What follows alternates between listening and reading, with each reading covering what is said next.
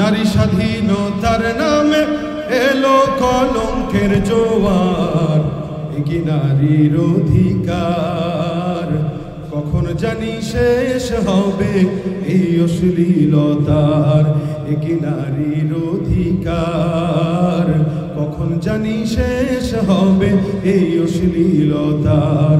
Ward commissioner থেকে union পরিষদে ক্রমান্বয়ে দেখো রে ভাই একেবারে সংসদে, ওয়ার্ড কমিশনার থেকে ইউনিয়ন পরিষদে ক্রমান্বয়ে দেখো রে ভাই একেবারে সংসদে।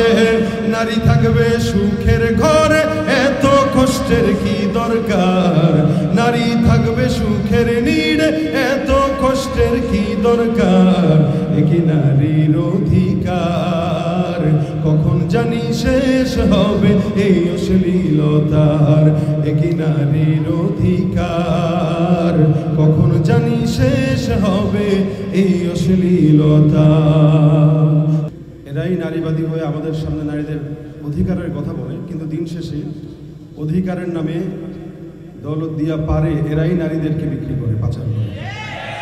অথচ ইসলাম স্পষ্ট যেই স্বাধীনতাগুলো দিয়েছে এই স্বাধীনতাগুলোর কথা যদি তারা বলতো তাহলে বাংলাদেশে প্রত্যেকটা নারী শান্তিতে থাকতো, স্বাধীনতা নিয়ে থাকতো, এবং এই বাংলাদেশে কোনো ধর্ষণের শিকার অন্তত কোনো নারী হতো না। অথচ আল্লাহ পাক রব্বুল আলামিন বলেছেন, লা তুকরিহু ফাতায়াতিকুম আলাল বিগাই ইন আরাদনা তাহাসসুনান লিতাবতাগু আরাদাল হায়াতিদ দুনিয়া।